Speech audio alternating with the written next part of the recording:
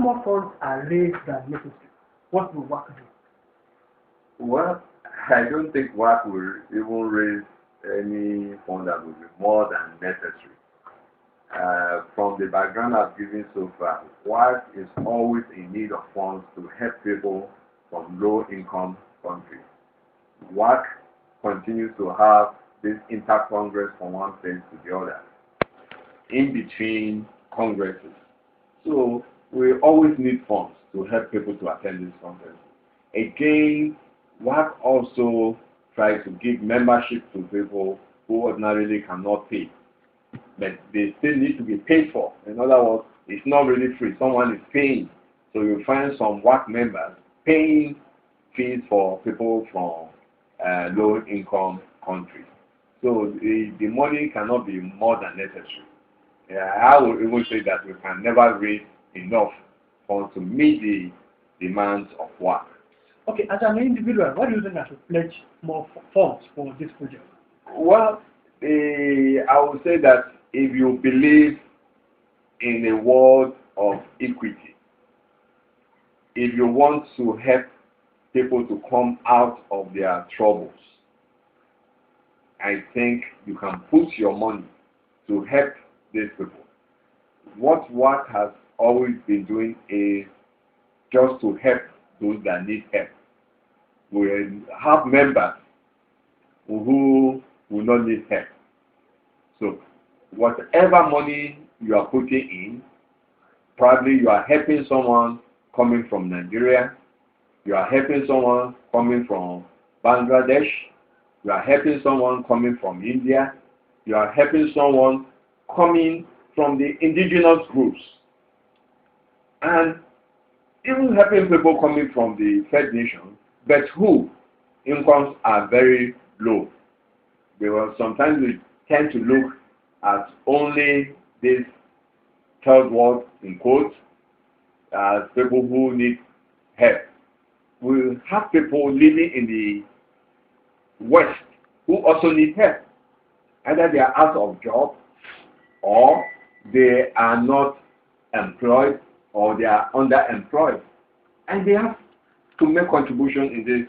So we try to help all these people. So you may be helping these categories of people to participate in the Congress. It is observed that there are various sessions. Why is that in the Congress? Yeah, the interesting thing is our sessions will really have to be varied, and it's important because you are trying to capture views from around the world.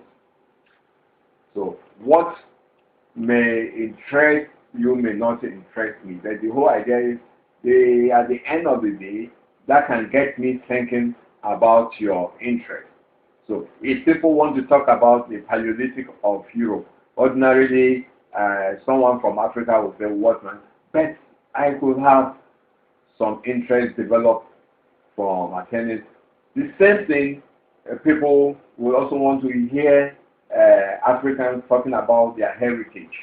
They want to hear Asians talking about, so we just have to have these varied sessions that are very important. And the interesting thing is we have the volumes coming out after every Congress that give you the diversity of archaeology in the whole world.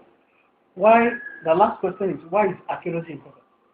Well, archaeology, for me, is important, as I will tell my students, that archaeology will reveal your past. And your past will definitely give you insight into your present.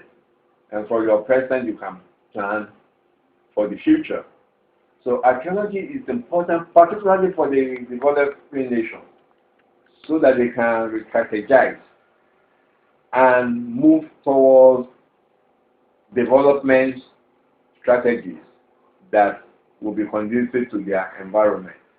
So archaeology would open our eyes to the different cultures of the world, and which invariably will lead to mutual respect and also tolerance. Archaeology is a discipline that can achieve all this in that is achieving world peace that requires tolerance and mutual respect.